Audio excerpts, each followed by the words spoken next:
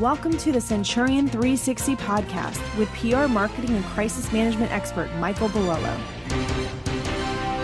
And welcome to the Centurion 360 podcast. I'm your host, Michael Bilello. You can check us out on Twitter at Centurion360. You can send us an email to suggest a topic or a guest. Info, I-N-F-O, at centurion-strategies.com. Our guest today is Hasan. Hasan is an author. He's a social entrepreneur. He is a speaker, and he is a motivator of men.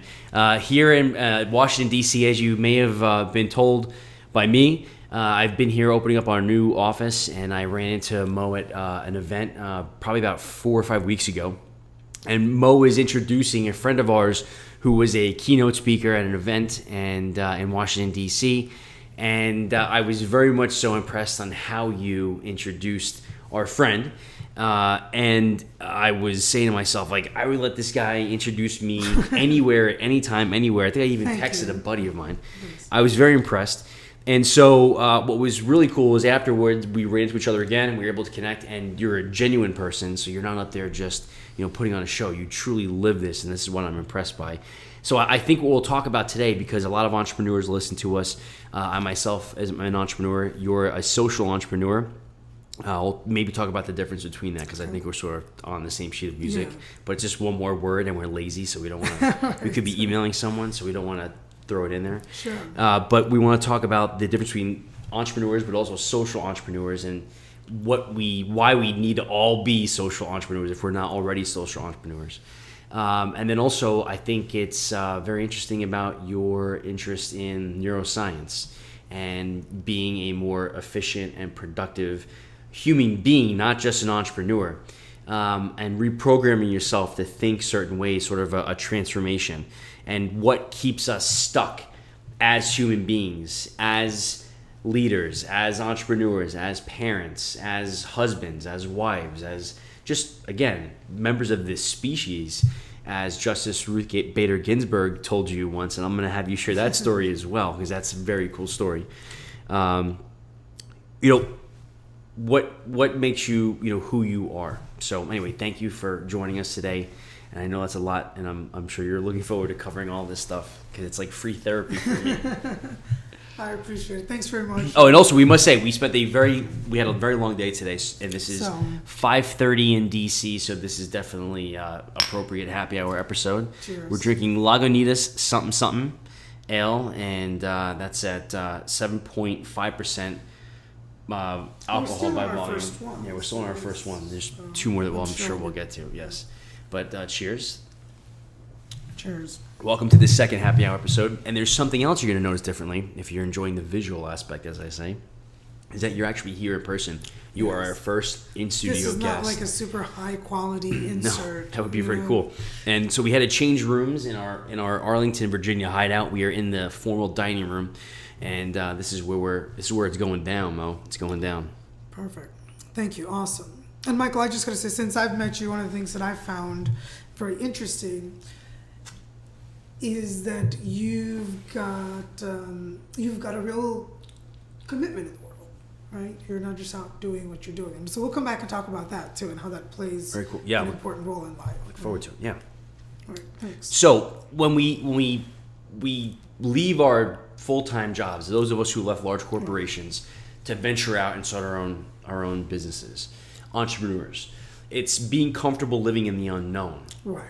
But you're leaving your company because you're not confident in your future there. So that's sort of one and the same. It's coming from the same place by way of where we're processing these emotions and these thoughts. And we have to be honest about that, because if we're not, as leaders, as entrepreneurs, as business owners, we're going to fail, because we're going to carry those emotions forward, as I'm sure we'll talk about with you today. Yeah. And that will cause an adverse outcome more often than not.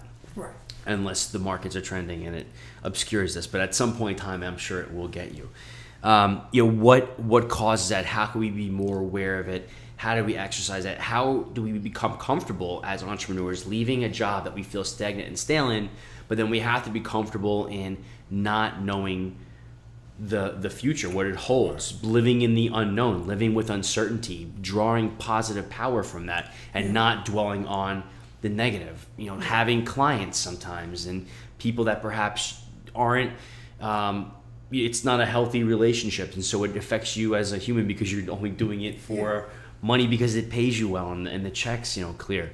Right. These are all things we have to be honest with as business owners. So how do we evaluate that? How do we not act on that? How do we continue to stay positive and growing? Okay, perfect. So all great questions, right? And what I'd like to share with you is different perspectives to just share different sides of like, how do we end up this way as entrepreneurs? And I'm very fortunate. I get to train a lot of entrepreneurs. I get to have great conversations with lots of entrepreneurs. Most of my friends are entrepreneurs. And I love the entrepreneurial spirit. I love someone who's thinking out of the box. So what I'll do is I'll start defining what the difference is between an entrepreneur and a social entrepreneur. Okay. So this is a definition that when I heard, it just like, I knew this is it. Makes sense. And See if it works on me. And I love picking up language, right? Okay. I always tell people, like, pick up the language that you love. Right. And then use it. Like, whatever creates your world, use that language. Understood. And, there's this whole thing about people using boring language, which is just, like, why do anything boring at all? Right.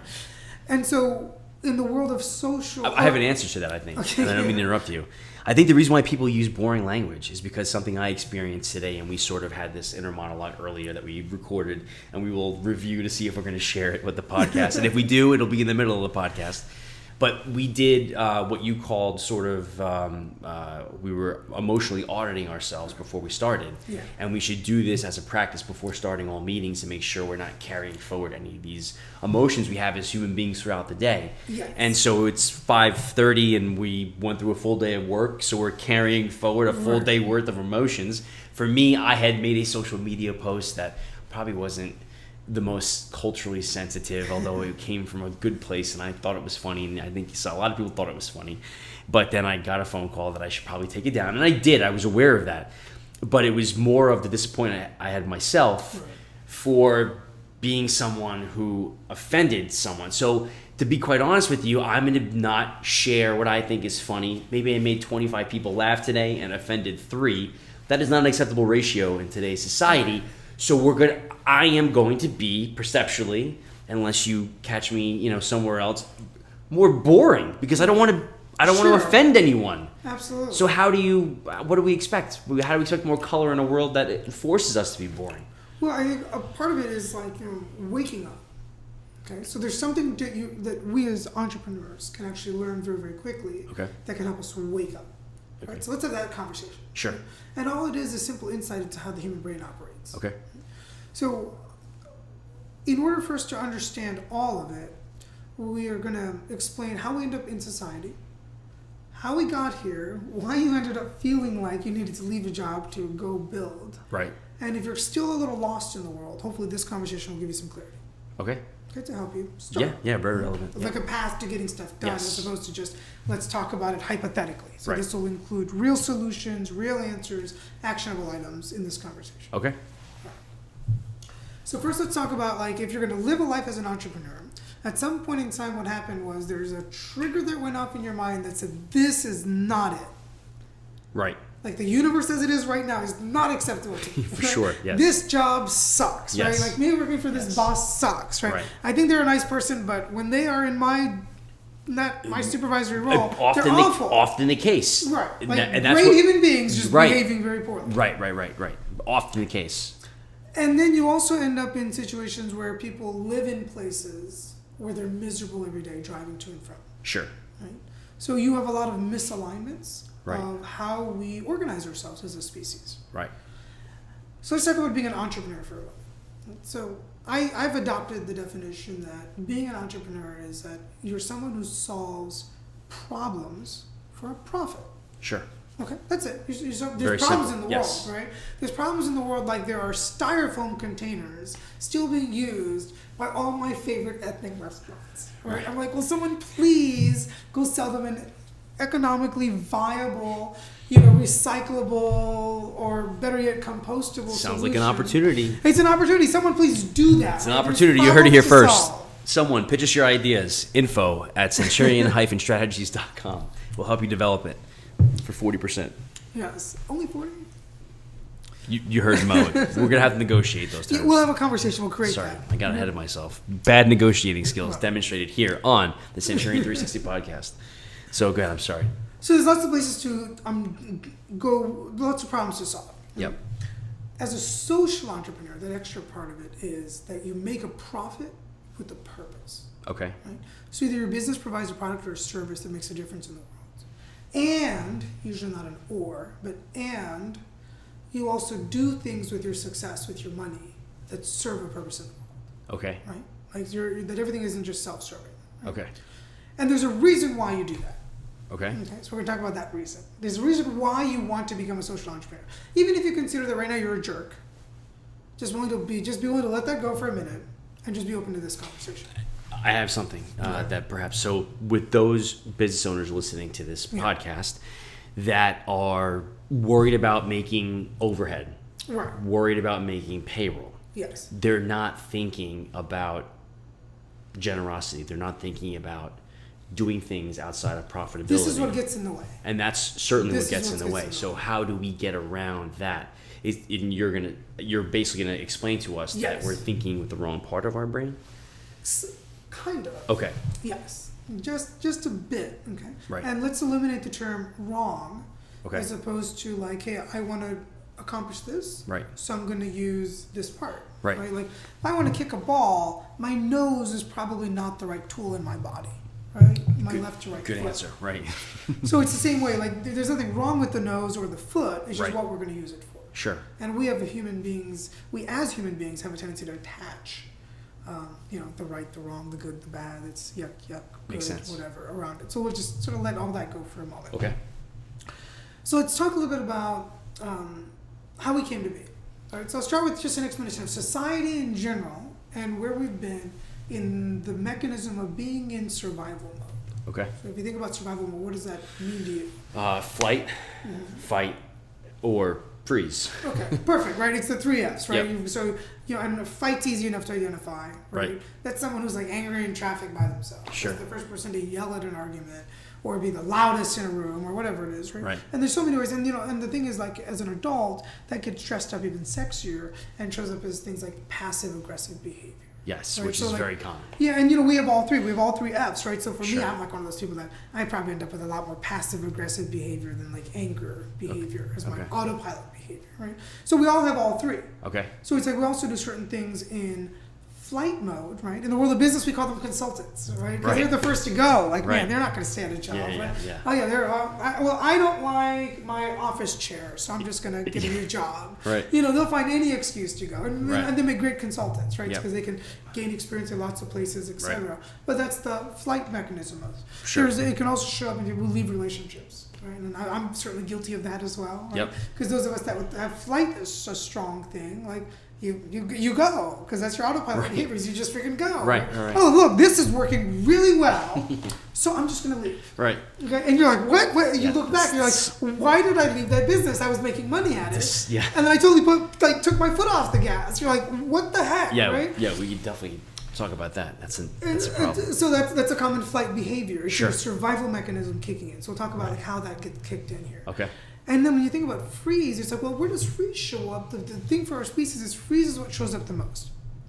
Freeze is what keeps you working at that job that you're unhappy at Right. for so many years, right? It's like there's this carrot hanging out in front of you. You call it retirement. You call it, 401k. You call it the safety of having benefits and all this BS like paid vacations, etc. that you've been told are necessary in life. Right, you've been sold are necessary in life. In fact, you've been sold that these things are so darn important Right. that you're willing to give up the best years of your life so you can afford this stuff. Right. Okay. Yep. So we're talking about you as a human being measuring your life by a new standard. So this is part of the waking up process. Is how do you measure success in your life? And if you're using money, I want you to really think about what human emotions you have tied up around money. Human emotions? Human emotions. Oh, anxiety, Anxiety, angst. angst. I think, but then also you can, when you get if you have a good quarter, a good year, it could feed an ego unnecessarily. Perfect. It could feed, perhaps bad habits. Right. Your affinity for, AMG technology. So that could happen. Absolutely. I think I see it both ways. I see what some people think when you think of money, when people think of money in motion picture or by book or successful great American stories, great stories in entrepreneurship, if you will. They think about the money, they think about the fun, they think about the ego, the glamour, the parties, the boats, the champagne, the great dinners, the vacations. Yeah, that's part of it, but that's never consistent.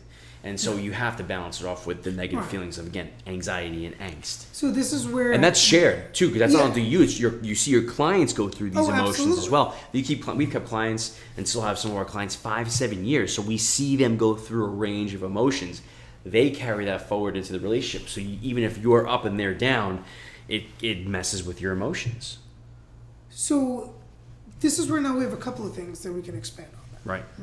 So one is... we're doing things as human beings, working towards something that are creating negative emotions along the way, right? Correct. So, for instance, the chasing of money always brings anxiety with it. Right. Always brings a sense of there's not enough, because that is the common language in our culture. Correct. Is that we're always saying, hey, we need to make more money. We need to do this, do that. Right.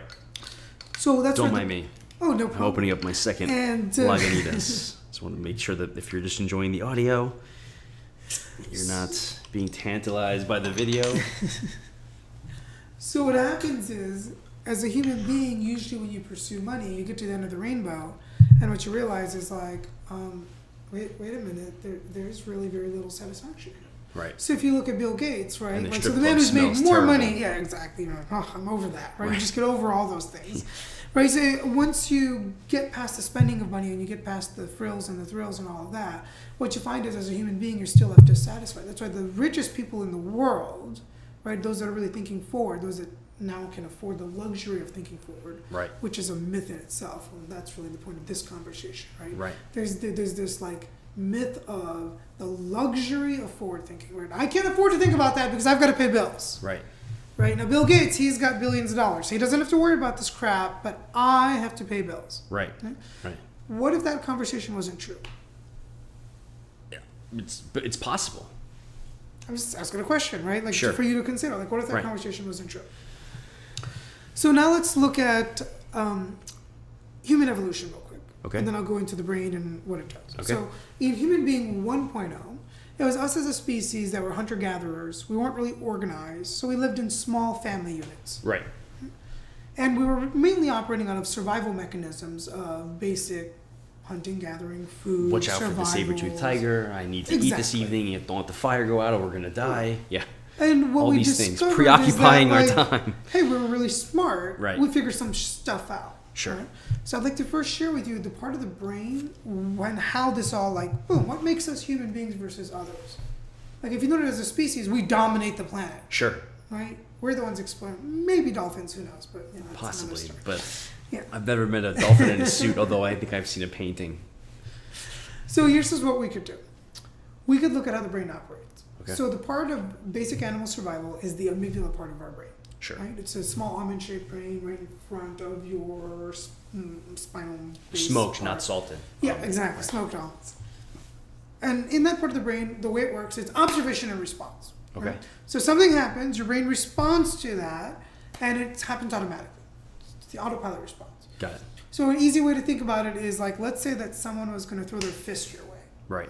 You really don't have to consciously think about, what am I going to do about this fist flying towards my face, right? You're probably going to duck, put your hands up, guard yourself, sure. Move, assuming you can see it, right? So your brain will respond, because it's the same type of response mechanism that keeps us from being on the phone and walking into a bus. Got it.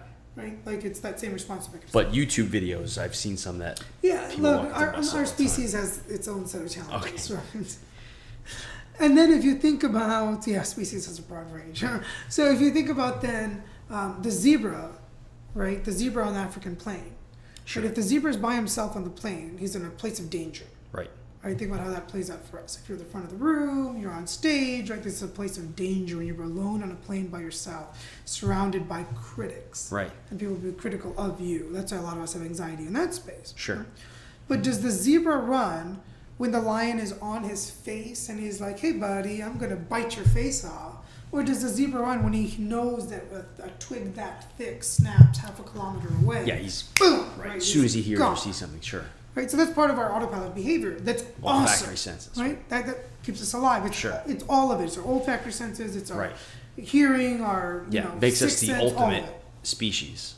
Right? We're really good at survival. Yeah. Right? We're really good at survival. So all species that are responsible for observation and response have this. Sure. It does things that keep you safe, keep you from dying, etc. Right. So the thing is, that's one part of your brain. Then you have another part of your brain that is a simulator, which is the frontal cortex part of your brain. It's actually a pretty large portion of your brain. And in the frontal cortex, what you do is you simulate things. Now, it does a whole bunch of stuff, and same with the amygdala. It's responsible for sex, it's responsible for all sorts of stuff. But in the frontal cortex, as a simulator, it simulates two things. Okay. Or at least we're only going to talk about two things right now. Sure. Okay? So the first thing it does is it simulates tools, if you'll think of just the universe in that simple term of tools. Okay. Right? A human, once saw a piece of obsidian and realized it was the sharpest thing ever. And they imagined, and they created homes, villages. It changed hunting and gathering. Spears, forever. yeah, sure. Spears, right? The society moved forward because of the simulation of one human being that then fed into other human beings, etc. Right? We were able to create tools and keep building tools, which, dogs haven't been able to do yet. Right. Some of us wish they would because we love dogs, but sure, not even close. Yeah. So the frontal cortex does another thing, which is, it's always got to simulate something, right? It's like this machinery that's always running. Same with the amygdala. We like to think of brain parts being able to turn off and on. The reality is your entire brain is on almost all the time. It's just what type of extra activity is happening, right? It's not like your brain falls asleep. Right. Your brain's on. Most people are actually really smart. It's just you'll have localized activity based on, hopefully, you'll get some insight on it right now. Right. So as a simulator, as it simulates emotions, what it does is it simulates based on a source of information. Okay. You always need a source of information. Makes sense. So as a source, would you be okay with considering that the source could be one of two things? It could be internal monologue, or it could be external conversation. Yes. Right? So that could be the source. Either or. Right? Sure. Are there any other sources you can think of? Internal or external? Yeah. Not that I'm aware of. Well, unless you're like in. I mean, telepathy. Yeah, if you're sensing something like something of a third or but isn't that kind of sixth internal? sense? Yeah, I would agree. That's what I'm saying. I'm not even sure if there's anything other than that. Okay, so let's just say it's either internal or external. Hypothetically, there could be something else, but I don't know if we should consider it seriously. Okay, so let's look at the internal. Just internal, external. Those are definitive. We can actually prove those. Perfect. The others are simply hypothetical. All right, so on the internal, we'll consider that for a moment. Okay. So on the internal, what happens is, which internal, I think, is what we're talking about. Yeah. Yeah. Right. So there's intuition. There's a source of information. Internal monologue. Yeah. And the source of information is always going to be skewed by observation and response. Sure. Okay. Because observation and response, the amygdala can never be turned off. In fact, when that part of your brain goes off, you're technically brain dead. Right. So the observation and response is always on. Right. Always on. Always observing. Always responding. Okay? Right. So what happens is now you're looking through life through a filter. Agreed. You're looking through life for a filter. Here's that filter, okay? Because you create the filter yourself as a human being. You'll be able to self-identify your filter with the one I'm about to share with you. Okay. And let's just only look in this space, and whatever shows up, dig deeper. Got it. I'd encourage all of you, whatever you see for yourself in this space, just keep digging deeper. You're smart enough that the insights will help you out. Okay. Right? Yeah. So once you're done worrying about dying and getting hurt, what do you think your brain thinks about next? Eating. Eating, right? So that's part of dying, right? That's part of dying. So maybe now we're thinking about eating deliciously, right? Oh, you're saying outside of that. Yeah, outside of that. Yes. So then what? Then what's your brain thinking about? Right. That's what we would consider, I guess, human 2.0, right? Because now we're able to enjoy things. But the thing's always on. So what are you thinking about? What are you trying to enjoy? Well, you're just trying to enjoy the But the observation response. What do you want to observe and respond to?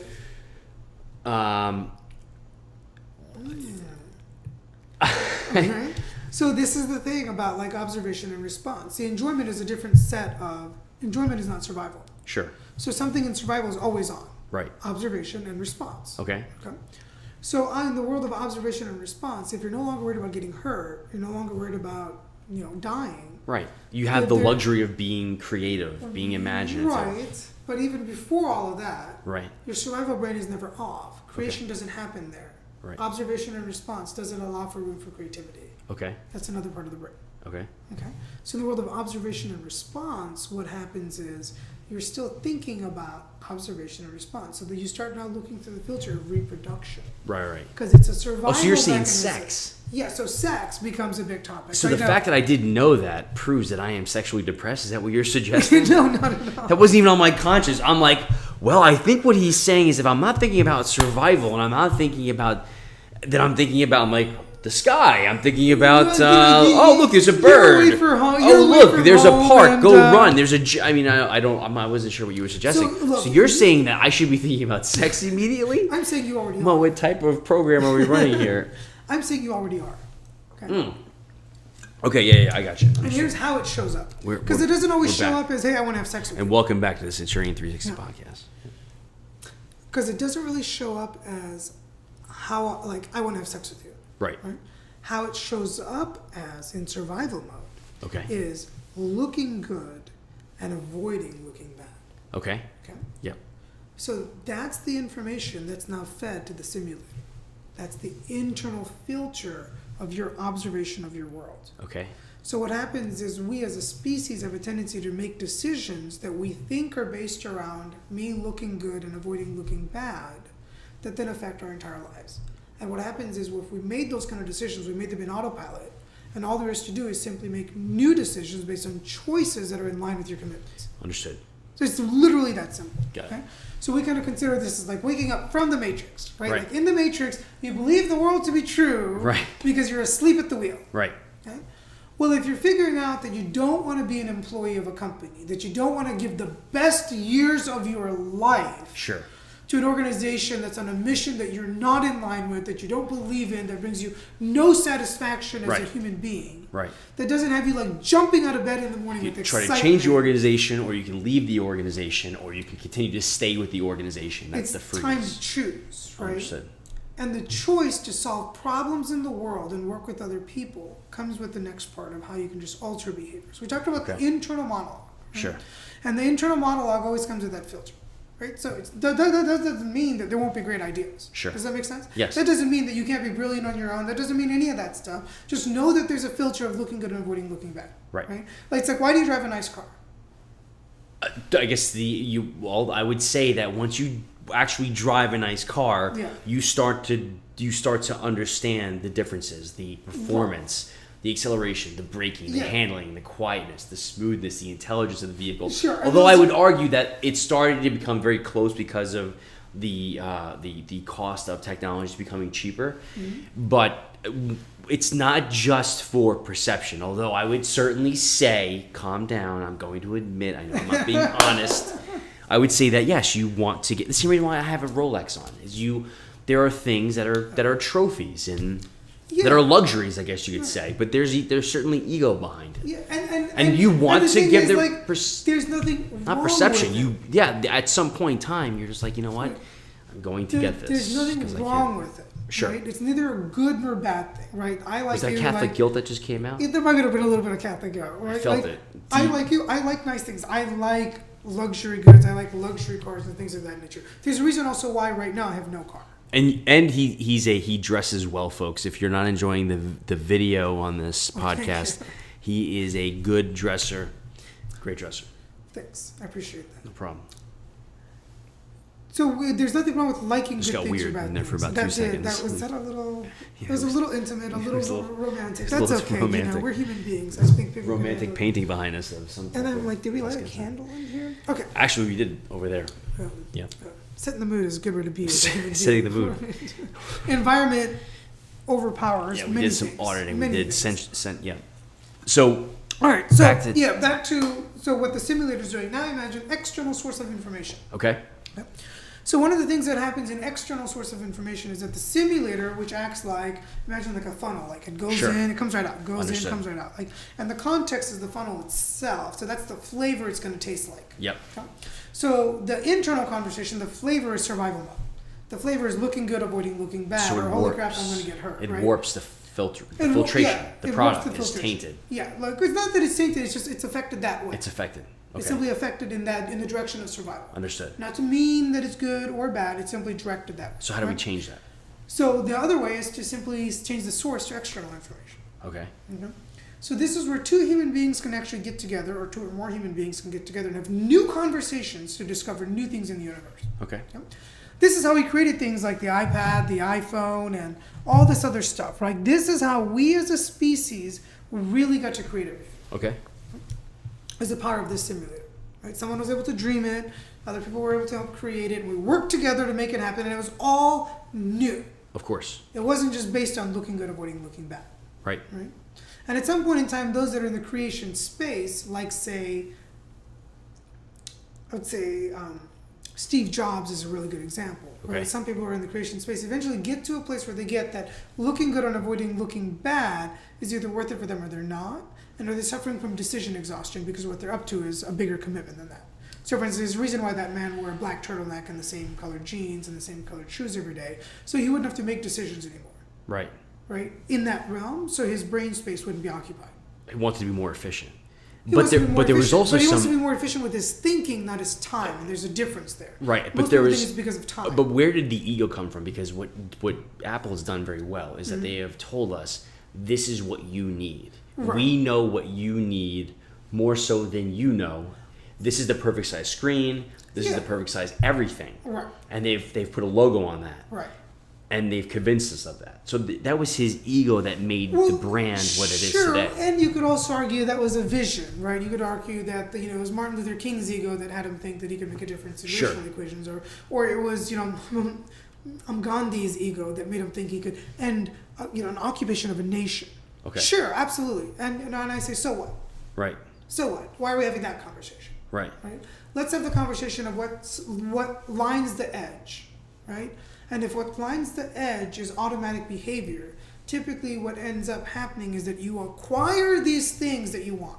Sure. You get a nice Benz, right? You get an Acura, or you get a Beamer, or you get whatever. You live in a nicer place. You own nicer things. You have a shoe collection that takes up way too much space, right? Like I have Ferragamos. I can relate to, shoe issues and things of that nature. And you just keep acquiring nice things, and eventually you get to the point and you go, well, I have all this stuff, but there's no more satisfaction in me. Yes. And that's very, very common of successful entrepreneurs. I've been going at this for almost a decade. I would consider myself somewhat successful. I obviously want to be better, and I have a group around me that wants to be better, so we will be better. But there becomes sort of this, expectation. There becomes this this benchmark that you're supposed to meet by way of your personal brand, Right. public perception, and when you feed that, because that's what as most new entrepreneurs find themselves, that's what you're working toward, that is sort of your measure of success. Right. But then when you quickly find out that there is a void there is nothing that's coming back, and it's really an echo chamber. Right. That's what I've seen becomes very destructive in a lot of organizations, with a lot of startups, a lot of entrepreneurs. You see that a lot. I've witnessed it. And so that's what I think we need to be aware of, correct? Yeah, it's where you're thinking and the conversations you're having. Mm-hmm. Right?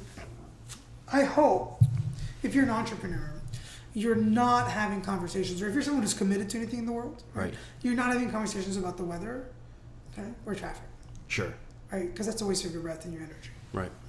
If you want to have conversations that are authentic with people, you share yourself with them authentically. You'll build better relationships. Right. There's no right or wrong way to say things. You already know all that's getting in the way is the looking good, avoiding looking bad, right? Right. So everyone is just like fourth in inches from their own greatness. Right. And fortunately, there's a business around this, right? So I get to do that. Because it's fun unlocking human beings. It's fun watching executives wake up and do things that they never thought was possible. Sure. Agreed. So this idea of like reprogramming yourself as an entrepreneur, I'll start a little bit with what was my story. Like, how did I get into like even thinking that it was possible to reprogram human beings? Right. Okay? So I'll start with one of my personal like automatic pilot thoughts that were established a long time ago in the looking good, avoiding looking bad, right? For me, it was that, I don't have a college education. right? When I was younger, that like made a difference. Like, oh, everyone around me has like, you know, and like all my colleagues are like Ivy League educated, right. and I have no college degree. And it's also those of us who only have bachelor's degrees, and as you get involved with business, you quickly start to talk to people who have, you know, JD MBAs, PhDs. Right, it's such a and common... so there's a social anxiety about that because of the social implications of having those degrees. But through experience, we quickly find out that it's really just classroom hours that we're lacking and not anything else. Right. Not to make light of degrees, folks. Stay in school, kids. No, don't stay in school. Don't stay in school, kids. That's Mo Hasan saying that, not Michael Bilello. Let's create a whole new platform for education and talk about that. Let's talk about that. Yes. So when it comes to what happened with me, so when I was younger... At least stay in through high school. Let's amend that. Stay in through high school or no? Not at all. Skip the whole my son's thing. Listening to this. He's only 2. Son... We'll talk about this. By the time we finish this conversation, I don't think you could send him to a public school. Let's talk, Mo. Okay. So here's how it all came to be. I'm all ears. And this is just like my version of it. But what I want you to do is simply evaluate it for yourself. Like, does this make sense to you? So are you willing to do that? Yes. Okay, just don't take it as like, oh, at my own expense. Sorry. I'm willing to do this. Great. So you could be... Yeah, and call me out if you don't think I'm being honest. Yeah, I will. Don't worry. Because you have previously. And it's easy to recognize with emotions on your face, right? Yeah. I can recognize authentic emotion because I look for it. Sure. Right? And you can too. You don't need special training. Just start looking for it. Okay. You'll train and develop yourself. Let's do this. Okay. So, how we came to be. Okay. So in that original human being 1.0, right, we figured out the tools. Then in 2.0, we went to villages. What happened was we found happiness as a measure of life. Okay. Right? So that's why you find in certain African tribes, there's things that are true, like if someone in the village is upset, they surround them in hugs and happiness for 3 days until they're happy again. Wow, a 3-day long hug. A 3-day long hug. That's intense. Right? So to work through all your anger, to work through everything that you need to as a clearing. So are they working in shifts or are they all hugging at once? They're hugging for as long as they need to. Wow. Right? Because as a village, it's your commitment that everyone matters. Okay. Right? Which is a little different than, say, like in San Francisco. Could we run a head-to-head study of that, like against Lexapro, and see if that works? It probably does. Yeah, sort of the same thing. I think America's on like a medical hug, perhaps? Yeah, a pharmaceutical hug? America is on a pharmaceutical hug right now. They are. 100%. And I think it's not just America, it's around the world. You fly as much as I do. I see people eating Xanax, like Pez, and drinking wine. That's a pharmaceutical hug. And I've worked with the pharmaceutical companies, and I know exactly, what the business is. We spend so much money on drugs. Okay. It's interesting, right? But part of that is to keep us numb. Right. To keep us numb from these hugs, pharmaceutical hugs. So we don't engage in... so basically, in that... We have a T-shirt now, pharmaceutical hugs. In that point in history, what we found is in villages that we worked well together. There was an abundance of resources, so we were able to do things like create new things, and we focused on community over acquisition of other things. Okay. Right? Then what happened is we ended up in organized larger cities, right? We organized ourselves into cities. And all of a sudden we were constantly being told that there was a shortage in resources, right? Because systems are being figured out. And it's easier to get elected to office in those areas where you've got kings and, if you're going to oppress a group of people, it's much easier to say, hey, there's a shortage of something than there's an abundance of something. Sure. Right? Like, it's easier to control. Right. If you want to stay king, if you want to stay whatever. Right? So this is just the history of humankind we're moving forward. We're just looking at another thing. Then what happened is along the way, we needed to prepare children for war. Right. So in the 1600s, this model of education came out where we pulled kids away from their parents. Right. We put them into boot camps with an adult that could be dominant over them, who talked to them for long hours every single day for basically all week, or as many days as necessary depending on where you were in the world, etc. And the idea is to reprogram these children so they'd be soldiers as they're growing up. And this was necessary to keep the kingdom, if you will, at the time, quote unquote safe, protected. But then also, direct-made kings have plans to expand territory and employ these children. And when you train troops. And you train them from such a young age, what you do is you're basically programming them. These are the academies. To do whatever. Okay, understood. Yeah. So it starts at a very young age. And we have a model of this in America, correct? Yeah, it's called public education. Sure. It's called actually education around the world. Right. This is the vast majority of what's so. Okay. Is that we pull children out of their homes. Right. We put them into these classrooms where they get the shotgun approach of education, right? Okay. It's like, oh, you got an F? Well, you might be stupid, so why don't you stay behind? Right. Oh, you got a C?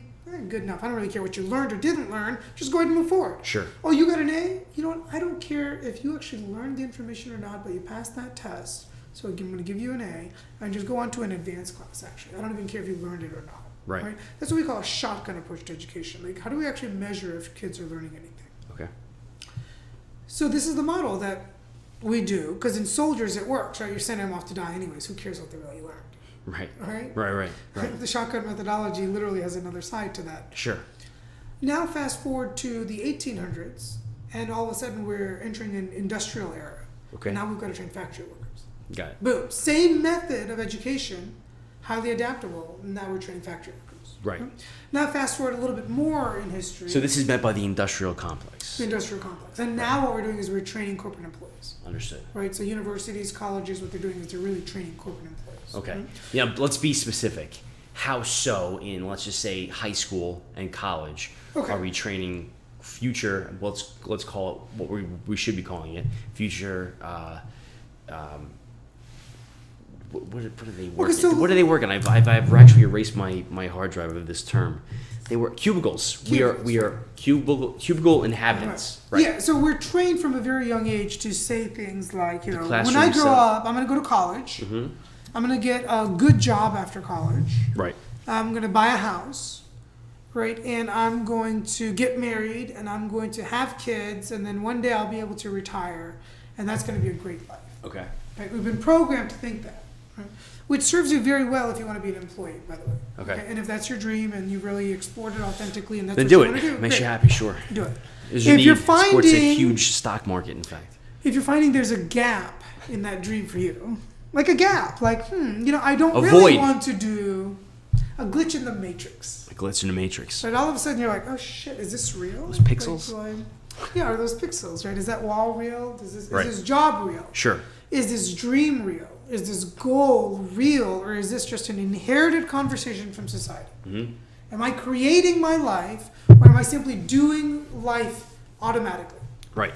So that's the first thing. That's the waking up process, is to examine every area of your life. What you'll quickly discover is that the harder you look, the more you look, the more time you take to look, the more education, the more practice, the more coaching, the more whatever it is that you do, the more and more you'll realize that all of your life is automatic. And then now you can really begin the work of creating a new life. All of it is automatic, right? Interesting. So when we talk about reprogramming, one of the things that I learned early on in life is that the brain can be reprogrammed.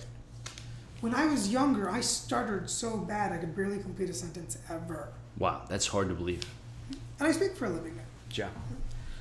And what we discovered was that when I was about 16 years old, a friend's mom introduced me to a group of neurologists who were doing studies on kids that stuttered so they could figure out some stuff because they were doing whatever. So I was good at forging my mom's signature, so I had no problems getting into the program. Right? And they would do things like pay for a cab for me to go to places. So, Sure. so what I got access to is a group of neurologists that were like super smart and on the cutting edge and playing with CAT scan machines and doing all sorts of stuff. Okay. And they had a lot of interesting ideas that they were working on back then, and this is in the mid '90s, right? And imagine where we are right now. Sure. It's amazing. And what they discovered is that even though I'd been told my whole life that my starting was caused by psychological issues, Okay. right? Like psychological issues, like, they could be related to your father, or they could be, related to home issues, it could be related to learning, whatever. They made up all sorts of stuff because they just didn't know. That's fine. Right. But I spent a lot of years in elementary school in speech therapy, staring at a picture of a beach with no results. Okay. So it got to the point where with these neurologists who were ready to take the next step in the experiment, which involved me actually living 2.5 months in South Carolina on this compound to be reprogrammed how to speak as a human being, literally to relearn. And what did that involve? So that involved actually going to language classes 7 days a week to actually relearn how to speak the English language using different muscles in your mouth so that you can reprogram your brain. Wow.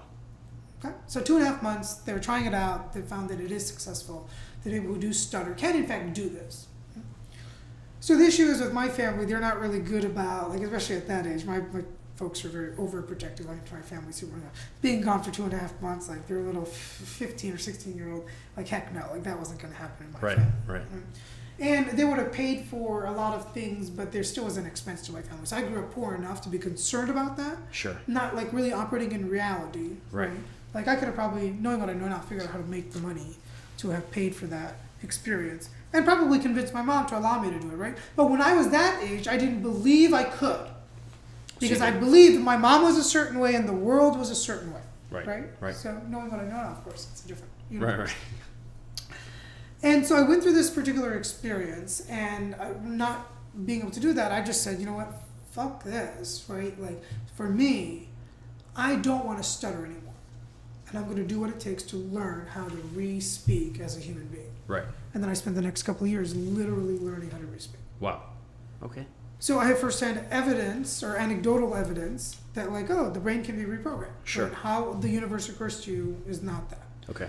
Along the way, I've been fortunate about, the training and development that I've taken on has been different than the traditional training and development that's going on.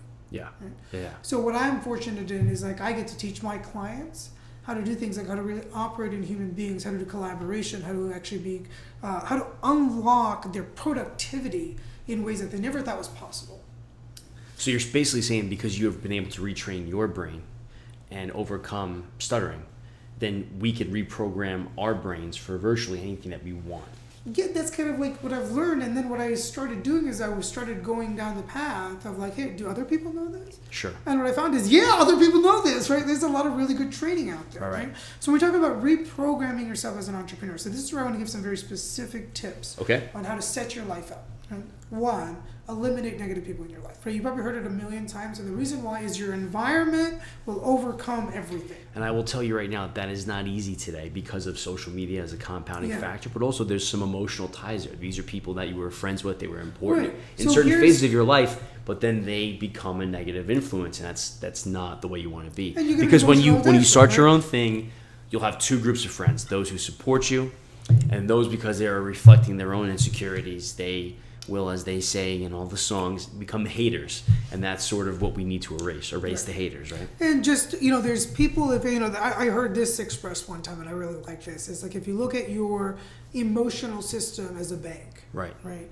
There's people that you invest energy into other people, and there's people who take energy away from you. Yes. And there's people who are like just energy vultures. Right. You just want to cut those people out of your life. Right. They could be sometimes your parents, and there's a way to like get complete on that. Right. There's a world of coaching and development around how you work with your parents. And there's just people, sometimes it's your significant other. Okay. Right. Like it's as close to that. Like you got to really choose, and you got to choose your partner. Like, what is their mission in life? What is their purpose in life? Right. Because you're on this journey. If two people don't have the same energy level, right, your partner wants to stay at home and slow down. Which there's nothing wrong with, right? This is not a right or wrong conversation. But it certainly creates is it a match or not? Right. And your energy level is, let's go take on the world, let's like never be home. Yeah. Then you're going to find that, compromise is actually more than just a pain in the butt. Right. You're actually going to find that it stops you. So you want to make sure that the conversations you're having aren't getting in the way of your commitments, right? So part of this reprogramming is as follows, okay? One, to reevaluate everything in your life. I said it before, I'll say it again. Reevaluate everything in your life. Everything. Did you choose this freely, or did you inherit this? Okay. Why did you buy this car? Why does your hair look like this? Why do you wear this, right? Like, why do you trim your balls or you don't trim your balls, right? Like, evaluate every aspect of what you do as a human being. Okay. And look at what did you choose freely versus what did you choose because of looking good and avoiding looking bad. Okay. Okay? Yeah. And look at what you gave up along the way. What did you give up? Are you working a job at which you're unhappy and what you really want to do is travel the world? Are you in a relationship right now because you think you're supposed to be and your girlfriend or your boyfriend is attractive and on paper they look good and they're perfect and you're comfortable but you're not enlivened? You know what love feels like. Boy, this is okay right now, but I've been putting up with it. So you're not enlivened. Right. But you're still there. Sure. And you've tried and you tried and you tried, and what you're really clear already on, but you're not willing to admit to, is that it's not the right. But what if my outcome is I am married and I'm happy. This person energizes me. I wake up in the morning and sacrifice sleep to go to the gym, but that makes me feel better throughout the day. Yeah. There's also positive outcomes. So when there's positive things, right? And when you're experiencing the positive things, what you do is you expand those. You expand don't keep those. them. So you spend more time on those. Stop keeping things. Sure. Keep getting things. Right. And the things to get are great human experiences. Understood. Okay? So this is where like being a social entrepreneur makes a difference. Like if you're going to set your life up to measure it by something, why not measure it by happiness? Yeah. Right?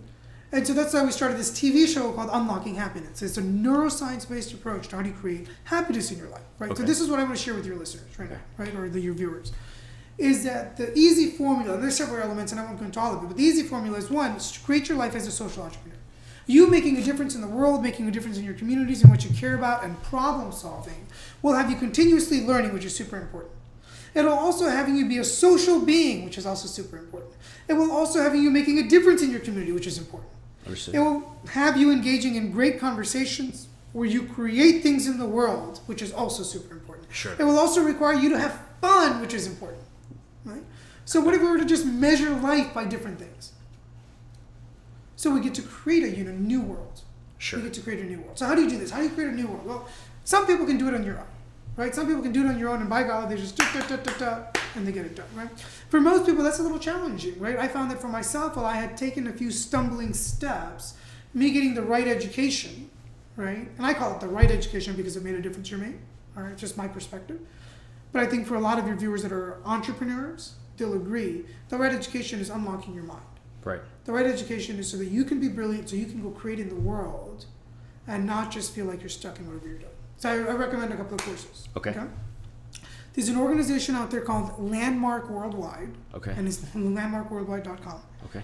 And there's several courses at Landmark. Their first one is called the Landmark Forum. It's 3 days long.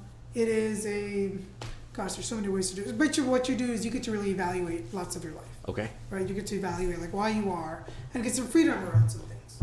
Right? So it's nice because you have a 3-day format that's very inexpensive for you to go into and come out with some real results. Interesting. Right? Okay. Because if you're going to accelerate, sure, you've got to consider that incubator time. Okay. Right? Like nonstop time.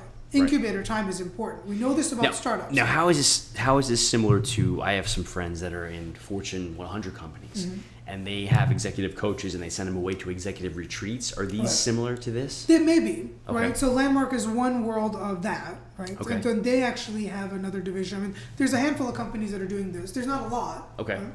And there's a world of it that's based in different things. I will say this: my friends and colleagues who have went. Yeah. There's always that you joke about, like, I'm not going to take it seriously, but then they go and they come back and they're changed, and then you're kind of like a little more curious about, wait a minute, these aren't jokes, these aren't just, let's hold hands and sing around a campfire. These are actually effective.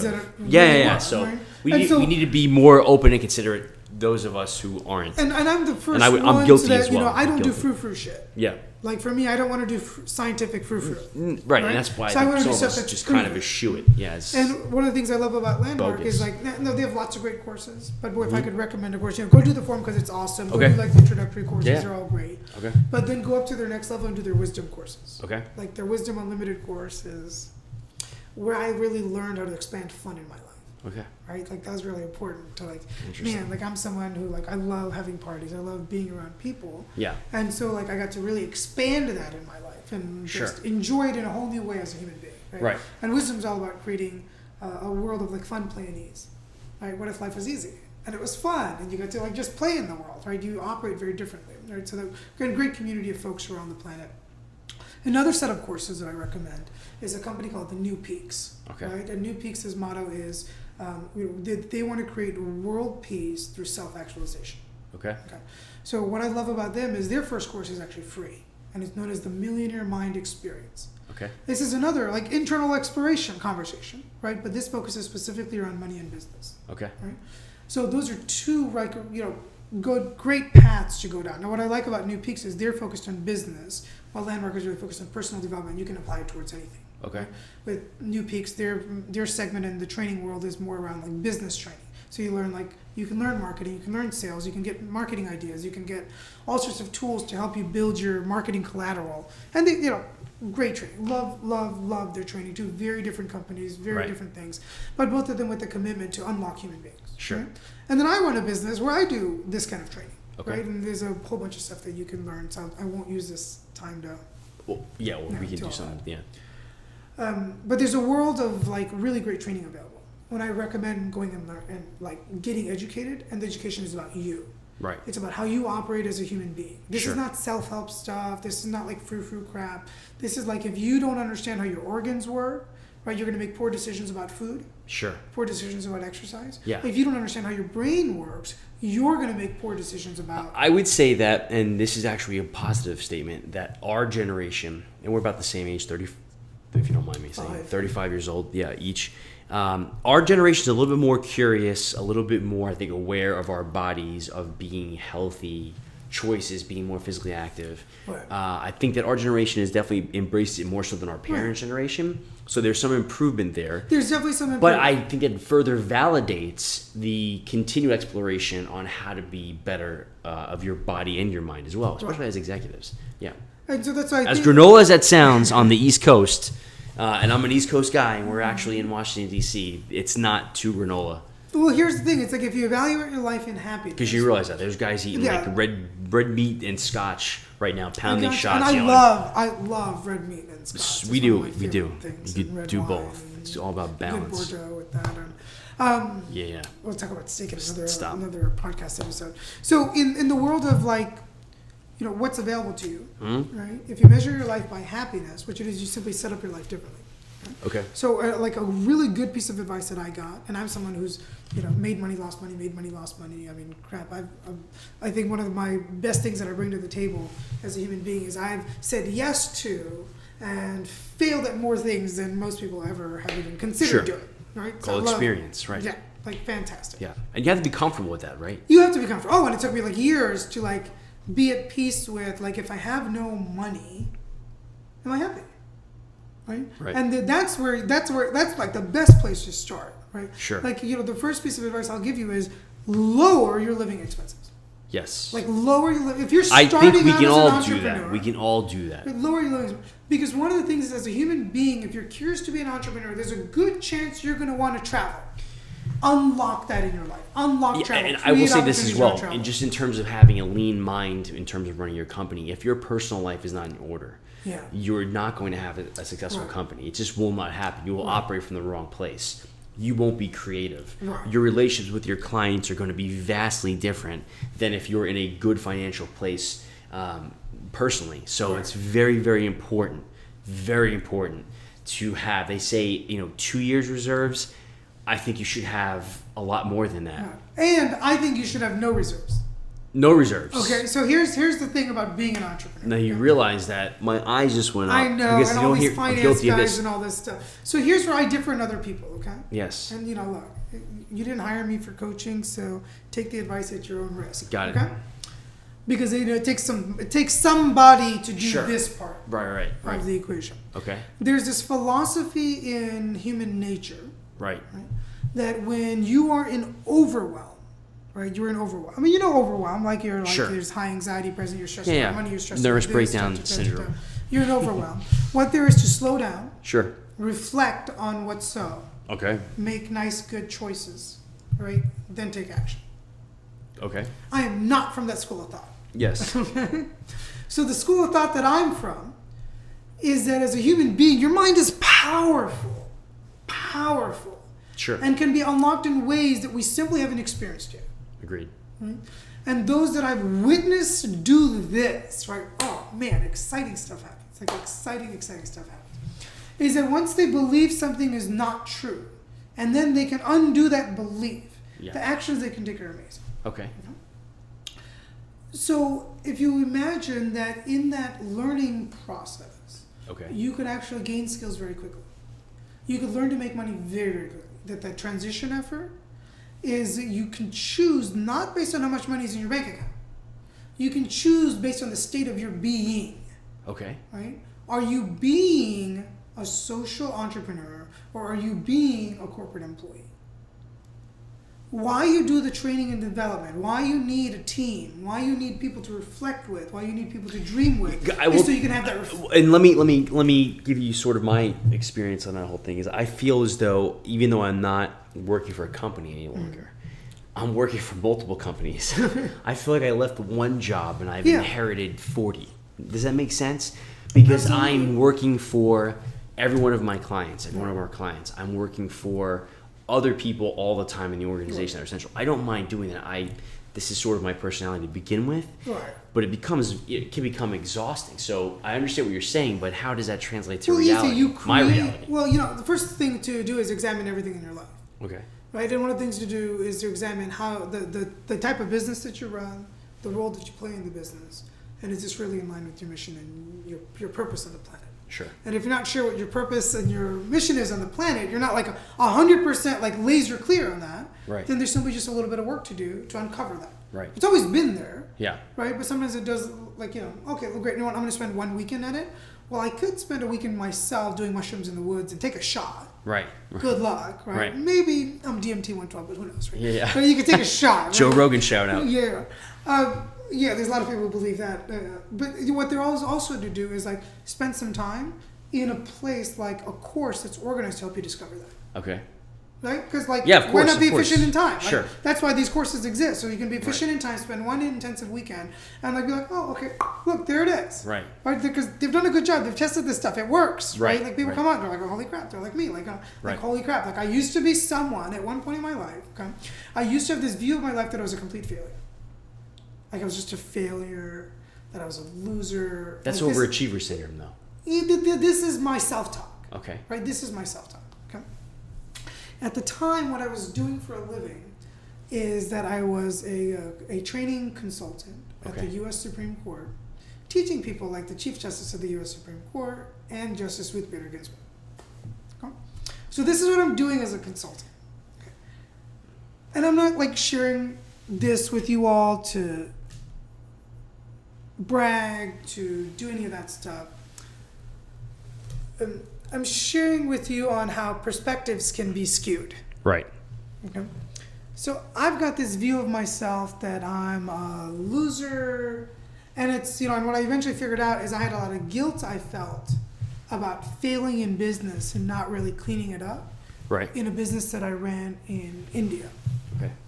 So it's like, okay, well, great. Eventually I saw all that, etc. And I'm walking around the halls of the U.S. Supreme Court with this view of myself, trying to like dress nice enough, trying to speak intelligently, trying to do all that stuff.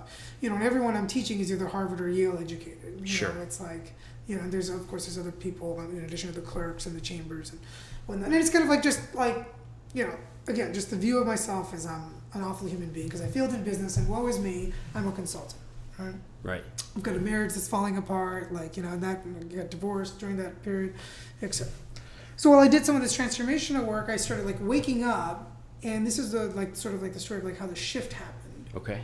Right. So what I started doing is I started waking up. I started examining my life differently. Like, why am I here in this building? For what purpose? Okay. Am I here to fulfill a contractual obligation? Am I here to collect a paycheck? Am I here to be courteous and unforgettable? What is my purpose here in this building, right? All of a sudden you get... Now, anyone who's had a federal internship, I will tell you, that is exactly what you're thinking. Yes, I better not be seen or heard because I just do not want to be counterculture. Yeah. That's essentially what it boils down to. Oh, exactly. And that's very much so the culture. And there's, and a culture at places like, the White House or the Capitol or wherever. It's like, there's things like if you push the elevator button twice, it could be grounds for getting you fired. Exactly. Because that means someone from chambers needs it. These are high pressure environments. Yeah. Yes. And, I think there's a bit of like, there are people doing really important work. Right. Right? So you want that kind of culture there. Understood. So perfect, right? What a great opportunity. I'm and then so all of a sudden I'm present to it. But all of a sudden what I do is I imagine looking at, because that lens has disappeared. Right? Yeah. The looking good, avoiding looking bad. I'm like, well, I'm just going to put that aside for right now. Let's try on something new. And the new thing that I tried on is like, what if I could like try on making a difference here? Okay. So in trying on making a difference, what I ended up doing was, again, my work with Justice Ginsburg. right? And I'll be as careful as possible to share as minimal as possible about this experience. Okay. In my work with her, what I discovered was that she was doing some things that for me didn't make sense for someone who... Now, for those, real quick, just for those not familiar, Justice Ruth Bader Ginsburg has been on the U.S., she's been a U.S. Supreme Court Justice now for... Oh, gosh, I don't even know. I'm not good at, like, facts. 30-something years at least. Yeah, she's current... No, I think she came in under Clinton. No, it was Clinton. So, You're right. yeah, It was Clinton. so- It was Clinton. And, It was Clinton. well, she's currently the oldest member of the bench. Okay. If I'm not mistaken. Okay. But for those who follow her career, like, she's been a champion for human rights. She's been a champion for... Actually, half what I said, about 14 years. Yeah, I'm a fan of this woman. Yes, right? yeah, like, yeah, she's huge. like, Sure. yeah, talk about American heroes Yeah. in real life, right? Yeah. And so there were things in the way that she was working that just occurred to me as like, maybe she could do it better. Maybe she could do it faster. Right. And I was there for a very specific contract with a purpose and, Sure. outlines and project plans, and, the government's very good at that kind of stuff. Right. And I'm a consultant, right? So I'm an outsider looking in all of a sudden, right? In a very limited role in what I can play. And in what I observed was like, well, I asked her, like, why is it that she's doing certain things? Right? And, why is she not doing certain things using technology? And what she shared with me is that, like, over the years, as technology has evolved, she's just had secretaries and she's been in positions where people just took care of stuff, right? They Sure. were doing their job well. Like, she'd hire really brilliant people who just took care of things, right? And they accommodated her because if you're working for someone, wouldn't you want to accommodate your boss, right? So this is like everyone doing everything right? And then you get to a place like the U.S. Supreme Court, and it's like the IT director, right? Who's a smart guy, like super nice fella. And, his mission is to be invisible, right? Which is what you want in IT, right? You want to be invisible behind the scenes. Sure. You want nothing to break ever. Right. And if something breaks, you want to fix it so swiftly and so quickly that it doesn't interrupt No anything, trouble right? tickets, right? Perfect, right? Yeah. Like, so these are all people like committed to doing their mission, their purpose, right? Right. And one of the reasons why you have a consultant is so they can see something that you don't see for yourself, right? Yep. Because these are everyone serving their purpose. Of course. So what I saw was like just a gap in communications that she could have directly and just eliminate a few processes and simplify, right? But what it would take is someone telling a Supreme Court justice, hey, do you want to sort of like Hey, I think you learn a should bunch of new stuff? Work more efficiently. Right. So I get this idea and I'm just like, I guess part of like what's either right with me or wrong with me, however you want to look at it, is that if I get an idea, I like to pursue things. Sure. So I get the bug, right? And that morning I asked my boss, hey, can I approach Justice Ginsburg about this? What do you think? Because I know it's outside the scope of the contract, right? Right. Which is a very interesting What thing was to the do. response? What was the welcome? So his response is no, like no way. Are you like kidding me? Or he's like, so he's like, Mo, I want you to get like the nature of where we are, right? Sure. If you screw up here, right, you piss off someone here, you're probably not going to work in Washington again, right? Like you don't really screw up at the White House big and end up at another agency. Typically, you're going to leave industries or try something else. You right? make millions in the private sector. Yeah, exactly. You go do something else, but you're done with that part of your career. Sure. So he's very clear that like the reputation of the consulting firm is on, right? Because I'm just one consultant in this group. Right. There's all sorts of other consultants. So I'm relentless, and he's like, all right, fine, go talk to the project manager. So the project manager is like, well, so Mo, as a project manager, I'm concerned with three things: scope, time, and budget. And so far, you and your team are doing an awesome job, right? You guys are doing an awesome job. The client loves you. We love you. You're doing an awesome job. So no, right? Like he's just like, there's a scope, there's stuff, and he's like, no, this is not really what works. So finally, I'm relentless, and he's like, okay, fine, talk to the owner of the company. So I talked to someone, who's senior executive at the consulting firm, and they're like, no, right? They're like, well, what is wrong with you, right? Like, and I totally get like their perspective, because if it's your business, you'd be like, right, no, yeah, right? Course, like, heck no, what are you gonna do? Like, you're some punk kid with no college education. You're about to go walk into a Supreme Court justice's chambers and tell them. And for those of you not familiar with the government contracting sector, and since my time in DC, I've got some insight. I've earned some insight on that, I think, and it's very sensitive. And there are written rules and there are unwritten rules of a contractor, a subcontractor, and those contracts. Yeah, of course. And if you're not sensitive to those, there's definitely a protocol. Yeah. And so I'm now imagining. Part of what makes you a great consultant, right? So you're pushing everything you believe to be true in being a consultant. Yes. And I was just like, whatever, right? Yep. I get ideas, I pursue them. I don't care. Not bad. So finally, she's like, all right, go talk to the counselor to the Chief Justice and see what he says, right? And How old is this counselor now? Paint the Jeff picture. Lear's probably, I want to say he's younger, but he's got to be in his early 50s, late 40s, Okay, right? sure. Very, very brilliant human being, right? And a lot of his role is like to be like the COO of the judicial branch of the government. Right? Understood. This man wears many hats. Is you want to talk about something like it takes somebody Right. to operate at that level only for as imagine. many years. Sure. Right? He's one of those people I definitely put in the realm of like brilliant to do what he does. Sure. So he and I had built a rapport because I worked a lot with his office and super great staff, like they're the nicest people anywhere. Cool. And so she's like, go chat with him. If he says no, then I don't want to hear about it. Like again, no, actually, no, I'm sorry. She said, go talk to the IT director. Okay. Right?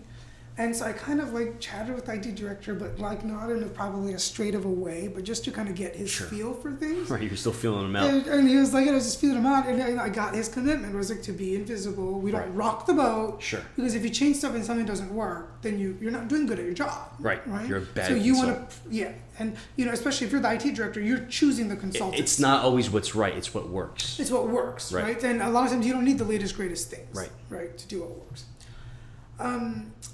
And so then he said no. Well, he didn't really say no, but what I took from him Sure. is no. Okay. Right? Like, it's clearly not in line with what he would want done. It's kind of pretty obvious if 3 other people have already said no. Right. So then I go and talk to Jeff Mayer. I came clean and said, look, I talked to all these people. They said it was a bad idea. Okay. And I'm like, but here's where I think where we can make a difference for her, and that would like, da, da, da, da, da. Sure. He says, Mo, go take a shot. Okay. So I'm like, okay, great, I'll take a shot, right? Like, I'll take a shot, I'll make a pitch, see what happens. And I'm like, all right, what I'm going to do is I'm going to take a couple of months, because I figured it'll take me a couple of months to get a meeting with her, etc., and then I'll accept, etc. Right. So by the way, the whole time this is all happening, I'm not allowed to like share any of this with anyone else at the court. Right. This is like not my fellow consultants, like not my team, Right. because they're just like, you fuck this up, you're going under, I can right? only Like imagine. you are going Yep. under, right? So I am, it's like I called under her chambers expecting, and this is all like in the same day, by the way, right? This is all like one day, like Right. I'm pursuing stuff. And I called under her chambers thinking like, oh, I'm gonna get an appointment like in a couple of months, right? And she's got an opening like the next day, and she just like squeezes me in because they were like, how long do you need? So you're on notice. I'm like 15 minutes, right? Because Yeah. I'm not gonna ask her for Right. much more than that. She's like, Right. oh yeah, she can see you tomorrow morning. Wow. And I'm like, oh, okay, like, oh, okay, so much for my like 2 months to plan out like a beautiful Yeah. pitch to like consider You're on her note. The feelings. clock Like, starts. I'm like, I want to research her. I want to go through her Right. childhood. Like, how could I like serve this woman? Right. And I don't really have time, so I'm just like thinking about like, how do I do this so that I don't get fired? I don't get fired. I don't get fired. Right? Like that's my only thinking. Well, I'm trying to like, okay, I'll make a difference. So I'm in her chambers, and Justice Ginsburg likes her chambers warm. Like I like my room a little warm, especially if a fire's available. Right? But when you're a little nervous, warmth doesn't really help.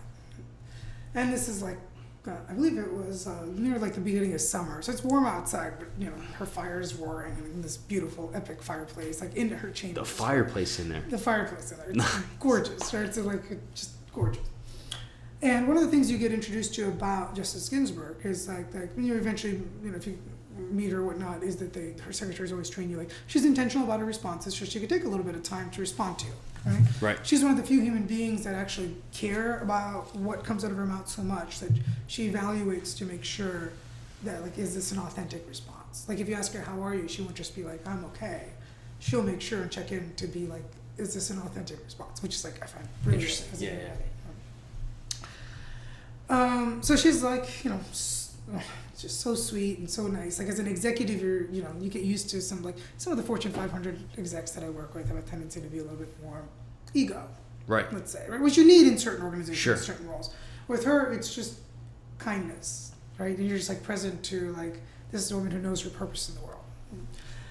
And so I lay it out for him, like, look, you do this, this, and this. I think we could do this. And like, I don't even ask her, will you do this or not? I'm like, so what do you think? Right? Just to leave it like as softball pitch as possible. What was the response? Well, this is the epic part, right? So I'm standing with the fireplace behind me. She's at her desk. You're sweating. Oh, I'm sweating. Like, and my boss had taught me to like count when I'm working with her to stay calm, to never interrupt her, or things like that. Right? Okay. So I'm counting, and about like 30 seconds in, I can feel like the sweat come down my back, right? And about like a minute in, I'm like, oh crap, I'm never gonna work in Washington again. Like, this is it. I just told the Supreme Court justice I could show her how to work more efficiently. Sure. She's had the most brilliant people around her entire career. Right. And I'm some outsider who just came in and be like, hey try what you're this. doing just ain't good enough. You Right. can do this. Right. So I'm like, this is over. Like, I'm gonna like maybe learn to like grow marijuana on the West Coast, do something innovative out there. Like, I don't know. Like, I'm just like, oh crap. By the way, like, as a consultant, you have to have a level of human intelligence. So there's a huge generational gap between obviously you and Justice Ginsburg. Yeah. So that has to be a huge factor exactly. as Like, well. I'm young. I'm Right. like, I'm brown. And by the way, I will say this though: for the first time in my life, I'm becoming conscious because some of my clients, some of our clients, are younger than I am. And so it sort of skews me the opposite way. I Right. become more conscious of me, not being the old old guy. guy. Yeah. So anyway. So I laid this out for now, like a minute and a half has come by, and I know it's been a minute and a half because I can feel the sweat dropping down. I was trying to bend my knees so I wouldn't like pass out. Right. And I can feel like the sweat now on my calves coming down into my socks, right? And I'm dressed in a full cufflinks, suit, tie, all that stuff, which is everyday attire. Sure. So I'm just like sweating. And then finally she says, how much time do I need? And then all of a sudden, like, there's a shift, right? And this is what I like really shared publicly, is that like what happened was I got to see a human being that was at a certain place in like her belief system of what she could do or could not do in the world of technology, in the world of like operational efficiency, like all of a sudden very quickly learn and adapt in an area where other people maybe didn't even recognize that she could grow into. Sure. Because of this inherited conversation around people being too old and too important, right? And when a human mind works, if we let go of those things, we can expand and unlock, right? So she's thinking of this place. She's thinking from this place, right? She's thinking from this space, right? That there's something in the world that she hasn't learned yet that she's curious about. Interesting. So why not use this as an opportunity to learn this, right? Like she could have just said, no, Mo, thanks, right? Right. Not interested. Right. But instead she said, hey, like there's things in the world I want to learn. Right. So Which is admirable. Which is like, yeah, I mean, it's like, you talk about like falling in love with this woman even more, right? And then what happens is like... Now, as a technology adapter, is she probably the most progressive on the panel, you think? I think so. Really? I think so. No, did I say that out loud? No, I think so. That's on the record for us. That's an exclusive. I'm biased because I spent a lot of time with her. Sure, I get it though. All right, great. I'm biased, so hold that against me. So here's the thing about her, is you And never it's a say female, so I'm not going to be very surprised. And you never say no Second to. says that, I don't care. You like. That's true. Sorry. So in that building, The male ego would not permit that to happen. By the way. I don't know. I've worked with enough. I don't want to generalize, but I will generalize. I think we're generalizing. I think I'm thinking of male. In my experience, right? There's Yeah. been, though a slightly higher number of women executives that get unlocked. I think there's plenty of men out there that get their commitment to the world is bigger than themselves. It's bigger than their attachment to their autopilot. Okay.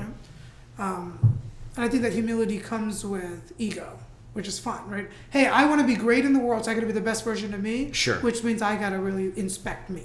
Right. Right? And that's fine. If that's your ego, go for it. Please Sure. spend more energy on that part of your ego. Right. So with her, you don't say no to any Supreme Court justice, right? That's part of like the first thing you learn in etiquette is if they ask you something, you're not going to say no. Like, Sure. Let me figure it out. Right? Like, I'll find a solution one way or another. I agree. So she wanted things like, she wanted me to like come hang out with her at her house. Okay? Well, the laws are kind of not written to allow a contractor to go visit a Supreme Court justice because there's security protocols, things like that. But you don't say no to a justice. So all of a sudden, I find myself in an armored Cadillac being driven to our place, like almost every day. Right? Wow. And it's like, whoa, how did that happen? Right. And I mean, you want to talk about a place with like awesome security. Like you want to talk about like a place that like the Supreme Court police are some of my favorite police in the world. Wow. Because these folks are like, ooh, there's a lot of like smart folks there. Sure. Right? And I'm sure a lot of By them the way, like, what is your I hate to call him boss, but what is the head of the contract saying when this is happening? he is like, basically everyone is very supportive with a strong hint of, you do realize that if you do anything, you will get fired. Sure. Right? Right. And I'm like, I'm aware. Yes. Like, I'm aware. Yes, I'm aware. Like, this is a super sensitive topic. However, kudos to him or her. Who's your female or male? Him. Kudos to him for disseminating, giving, and empowering you to engage. Yeah. And giving you the. Chris is one of the best people I've ever worked for. That's admirable as a leader. Yeah. Okay. And we had our team, it was just like a magical experience. That's very admirable as a leader. Sure. And part of why I was able to do that was because my entire team had built a reputation in the court for doing really well. Yeah, it makes sense. Okay. So we got to do some fun stuff. And then what happened was so then all of a sudden I'm being chauffeured in my own car to her place, and I get to hang out with the Supreme Court justice private in her home. Right. And I get to have interesting conversations and it's not like you get a ton of time, but the time you get is just amazing. Right. So by the time I left, right, and lots of interesting things happened that I'll share someday, long time later, right, because I just want to be respectful of where I was. I totally understand, yeah. But when I left, one of the nicest things that, she acknowledged with me, right, was that, she said that based on the work that we did together, what she got to do is not just improve at a job, right, but she got to now have a new way to communicate with her grandchildren. Wow. And a new way to participate in life with her grandchildren. Did you frame this letter? No, she wrote up the letter. I have the letter saved in many formats, right? I bet. But this is not in the letter. This is what she shared with me in person. Here, read this. Yeah, actually, well, it's not a bad letter of recommendation. You can attach it to your resignation letters. You can attach it to pretty much anything and it'll be effective. But just being able to work with her sharing that that's where the difference got made. Yeah, that's what obvious. got me really present to was that if I didn't have the balls to look beyond my own ego, right, to say hey, I've got this feather in my cap, I'm working in this building, now I'm going to be able to go to wherever's next, right? If I wasn't willing to risk that, sure, risk my freaking career, be bold, right? Then she wouldn't have been able to get that. But you were effective. Be bold but effective. You were both. And there's a lot of people that have the capacity to make a difference. Yeah, but are stopped. Huge risk. That's why. It's a huge risk, right? And I don't really. And society right now is very critical of all failures. Yeah, and I don't really recommend so you we're take breeding the type this of risk culture. that I do, right? By the way, this is sort of an oxymoron. We have this culture right now that's embracing entrepreneurship and startups, which is risk taking. But then we are also as a society punishing people via social media for their failures. So here's the thing: what if you were to just lower your living expenses to how do you operate within that system? Because that's not going to change. Well, either you don't. Right. You make up your own rules. Okay. What you do first is you find like-minded people. Sure. You do training and development so you as a human being can grow. Right? And then you set up your life in a way so you can be an entrepreneur, right? And part of being an entrepreneur means you're going to try stuff out and stuff's not going to work. Yeah, and be comfortable with that. And you can't be living and as you go from each stage of entrepreneurship, right, there's different levels of financial security you achieve. If you're in a bootstrap mode, right, you're not really getting funding, you're just bootstrapping it, what makes sense is just to lower your expenses. Sure. And you'd be shocked at what you could live without. You'd be shocked at what you could cut out immediately. You'd be shocked at what you could sell, and you'd be shocked at the freedom you get to let go. Makes sense.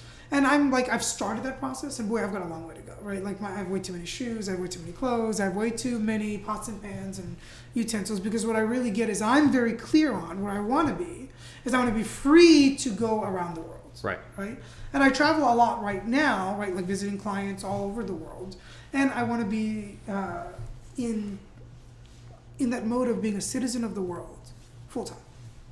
Right? And I happen to be with someone in life who also is interested in that. Right? That's so important. There's something to pursue there. Sure. In being a citizen of the world. That's what drives me. As an entrepreneur, I love being able to go around and work with human beings, watch them unlock and watch them do amazing stuff. What if you don't want to be a citizen of the world, but just want to help your immediate community? Well, what there's to do is pursue what's important to you. Sure. Right? It's not for me to evaluate or you to evaluate. The only person that really matters in this, and really you know this, the only person that really matters to you is you. Sure. Right? So if you're going to evaluate yourself in the sense am I satisfied? Am I living a life of passion? Right. Am I living a life of purpose? And if you're not, right, this is the part to really just be clear. And if you're not living a life of passion, the good news is there's a ton of education and work available so that you can choose to do that. You can pursue that, and you can have new problems and have big problems in the world. Right. You can create problems like, how can I redirect the purpose of a nation? Right, depending on what scale and what scope you want to play with. Like, you could create the problem of, how do I have so many friends that there's not enough time in the year for me to see all my friends? Yeah, and I've seen a lot of students in school and universities that we mentor, and they're doing just that. Some of them right now this summer are in Africa, and they're teaching villagers how to set up markets and commerce, and it's remarkable. I think the younger generation has definitely embraced this. They realize that the world is bigger than just what they can see and what they can hear and what they can touch. And so I think they're certainly taking some cues from what you're speaking to. And that's it. Are you seeing the same thing? Yeah, I'm saying the same thing. It's like, the formula is very simple, right? Sure. Self-actualization followed immediately by, and at the same time as, right. Creating new thinking patterns. You can't think the same way, right? You can't think like a corporate employee and accomplish what you want to accomplish as an executive, as an entrepreneur, as whatever it is, right? So you've got to take on new thinking. You've got to learn some new skills. You got to learn some new skills. If you're going to lead a team versus be an employee, you got to learn some new skills. You got to learn how to be in a startup mode. You want to learn things like the blue ocean strategy, the lean startup. Read the book called The Tipping Point, right? Like, these are things that will create perspective on what it means to be an entrepreneur, right? You got to get that well-roundedness so that your framework for thinking will be different than what you had in the Matrix. Right. So you got to create your reality, and these books will help you get that reality quickly, right? So you got to fill your brain with stuff. Makes sense. And at the same time, you got to get rid of stuff in your brain that's not serving you. So all the stories, all the crap that you made up, you just got to let that go and then take on different thinking. Yeah. Right. So all the crap you made up about your relationship with money, your relationship with success. Do you deserve success? Do you deserve money? You got to let all of that go, so that you can take on new thinking. And as you build new relationships, what you'll find is you'll simply think differently. And there's no such thing as you're wasting your time dreaming. In fact, dream more. The world needs more dreamers. Really take some time to dream as often as you can, to think about like how you can problem solve in the world, where you can make a difference. Take the time to dream. Don't stop dreaming ever. Sure. And that's it. Like, you do these things, you set up a community, you work with a community that you care about, that you're passionate about, you serve a purpose in the world, you'll make money. Making money is the easy thing. Along the way, you'll get the education that will result in you making money. You can become an entrepreneur, an infopreneur, you can become an author, you can become a speaker, you can learn to do all sorts of things. You could also get really good at your job and build a business around your job. Right? You can get some freedom in your life. And if you're not vacationing 10 to 12 times a year, and you're not spending a couple of days a week dreaming, and you're not happy the vast majority of the time as an accurate reflection on your life, right? Then... what are you focusing on? And I think as CEOs, company owners, we have to establish a corporate culture that fosters that type of lifestyle. Right. For instance, Centurion strategies, we don't have vacation days because I feel as though that I remember you sharing this with me. If you decide on Friday night at 6:00 that you want to go somewhere until Wednesday the next week and business is taken care of and you're willing to be accessible in case of an emergency, then go do that. You shouldn't have to report that to me. That goes against my military training as a former U.S. Marine officer. It goes against my instincts very structured. Yeah, of course. But what I did was I thought about the things that made me miserable when I worked with corporate America. Yeah. And what I hated about big agency life, and it was just that. It was the intrusion. It was I was operating from a bad place, so it affected my creativity. And so I feel as though that if I want to establish a company that fosters better people, fosters a better culture, fosters a better society because these people are happier and they are more stable and committed because we have longer relationships, and these things develop, better things happen as you spend more time together. That translates to better retention for me. I should establish that on the onset. So it's important for CEOs to adapt to this and understand it. It's like this problem solving things, and I hope I get the opportunity to come back, if you'll invite me back for another episode, to chat a little bit more about these topics. Right. There's so much we can delve into.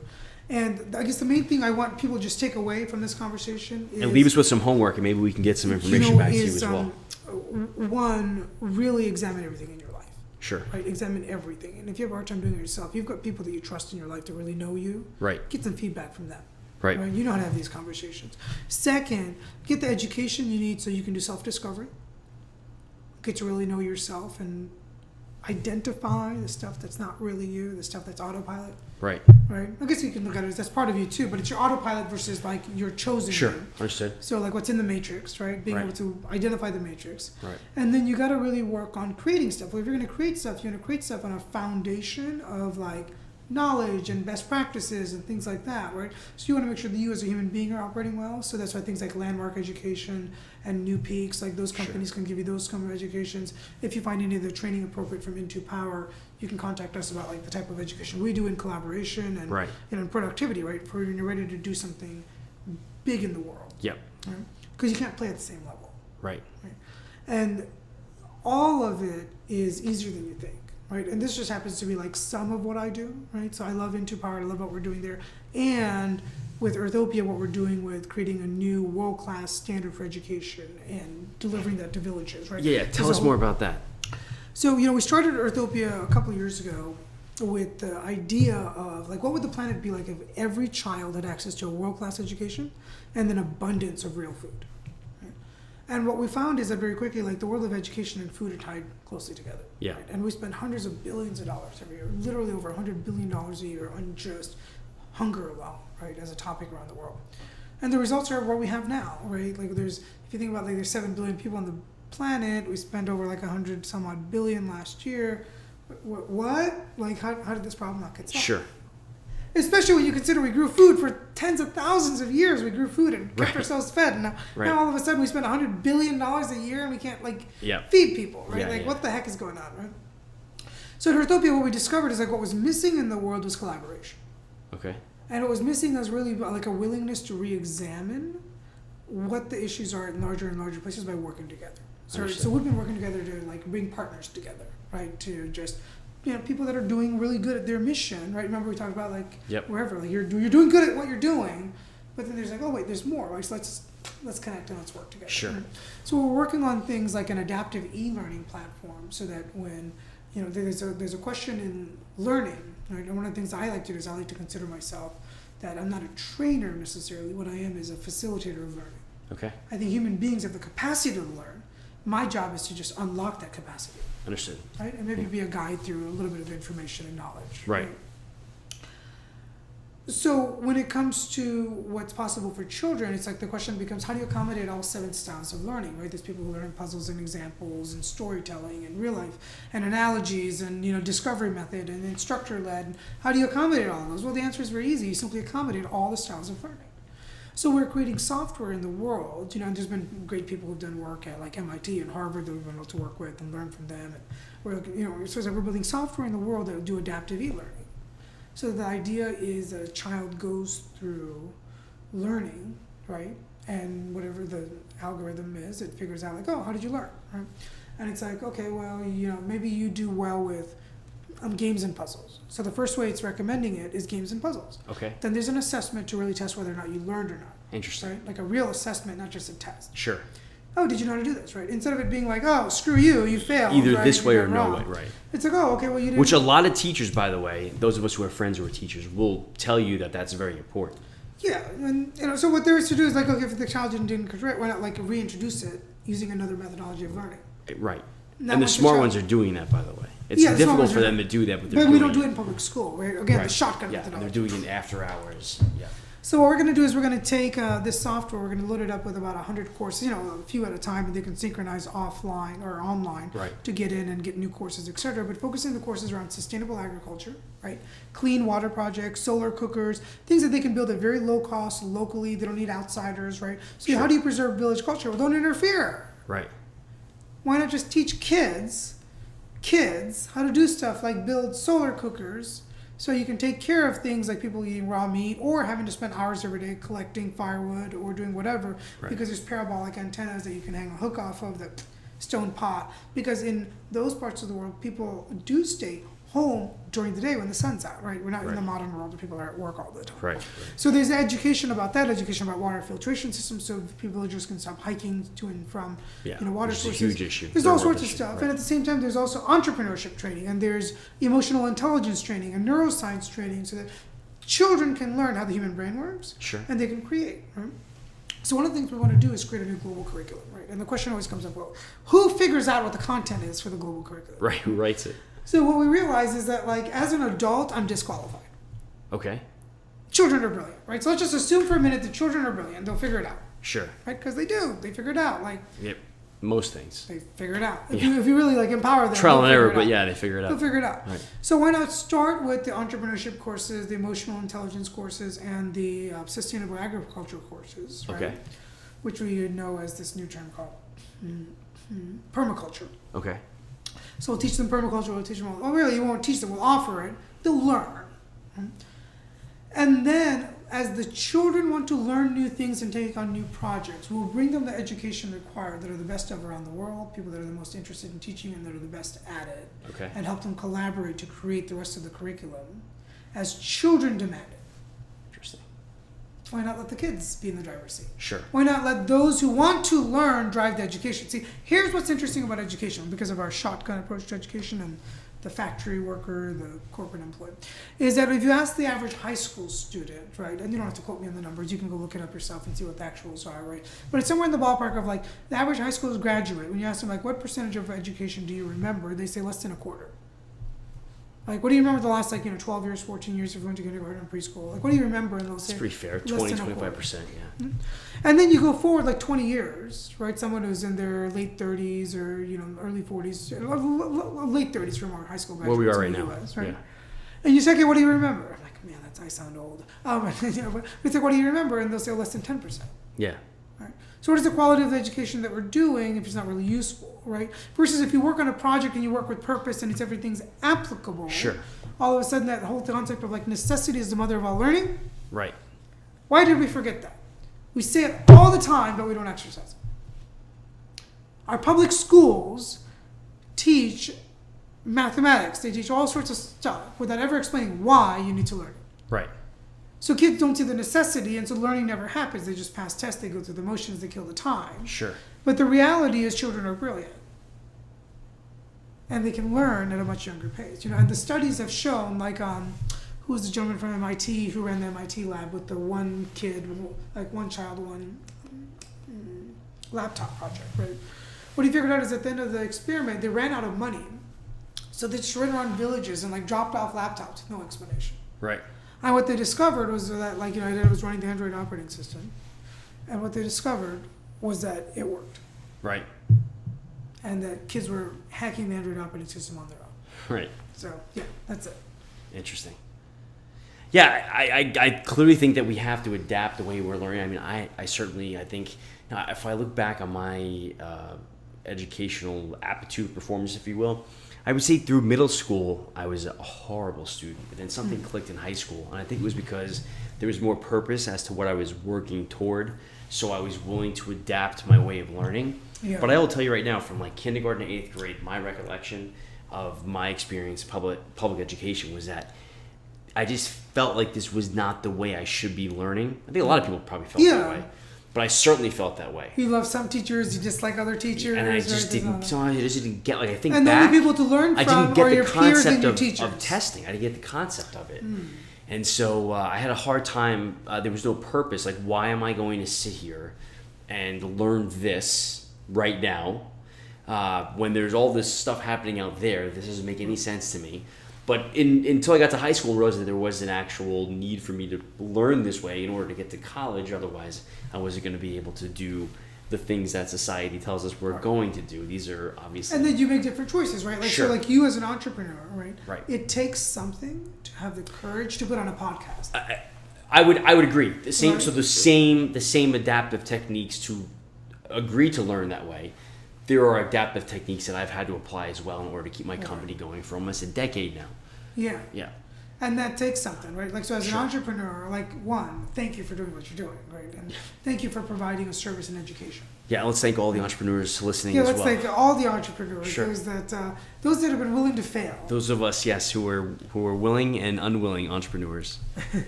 And, I really appreciate you having me on the show. Thank you. And it's an honor to it's an honor to participate in really conversations with you. For sure. And I think as soon as I met you, I knew you were working on something special, and I think obviously you need a voice, but also I think that people could benefit just from thinking differently, because I have a lot of friends who are very successful in running their own businesses, but they're unhappy. There are times where I'm unhappy, and I think that the misconception was that when we started our own business, we were going to be happy every day, and it was going to be amazing, sunshine, right? No more boss. That's not the case. Right. So I think that to sort of take what you've learned from very high-performing people such as Supreme Court Justice Ruth Bader Ginsburg, as well as others, and what you've learned through life and experience, and what I've come to learn, so it makes me more open to these types of techniques and different ways of thinking. Retrain the way we think. Yeah. Don't be focused on what society tells us is important, because that often is the source of our unhappiness. And just the musicians talk about it, and so those of us who are the squares and the bunch, the tight asses, the suits, we're not supposed to be open to that. That's like the devil's music. But there are some truisms there. But I think that we're becoming a little bit more comfortable. I think you have to be comfortable thinking that way. Why not have fun every day? It's not going to cost my success, right? That if I think this way, I'm not being lazy, I'm not being proactive. It has nothing to do with that. In fact, I would argue that you're more impactful. Yes. There are friends who I still see who are obsessed with hours in the office, and that's not what it's about. That's why office hours to me aren't important. Right. The concept of embracing the virtual office. Consulting firms, sure, like that, yeah. So, but it's becoming comfortable. So obviously, we appreciate you creating the conversation, fostering the conversation, and we want to have you back. Have some fun. Yes, have fun. Lots of it. Go to lots of parties, host lots of parties. Right, but make sure your work is done. Yeah. All right, folks. Well, thank you very much, Mo Hasan, for visiting us. We're going to have you back again. Again, Mo Hasan, author, speaker, TV host, and social entrepreneur. We will discuss future projects soon. Thank you for listening. This concludes episode 8, which was a great episode, Centurion 360 podcast. We've got some things I think that. Thanks for talking to me for so. Like, could this be 2 episodes? This could possibly be 2 episodes. No, it was good though. Trust me. I'd say, like, for me, part of what I enjoy in life is engaging in fun conversations. Right? Yeah, and it takes a great mind to be able to do that. But also, I think those of us who work a lot, we also don't get to engage with people just in a conversational manner. Usually, it's very task oriented, and I'm someone who often gets off task. So I've been very conscious over the last 5 years to be better about that, be more efficient in my conversations. So this is fun for me. Yeah. Thank you. All right. Well, thank you very much. Thank you for listening to the Centurion 360 podcast. Follow us on Twitter @Centurion360. Until the next episode.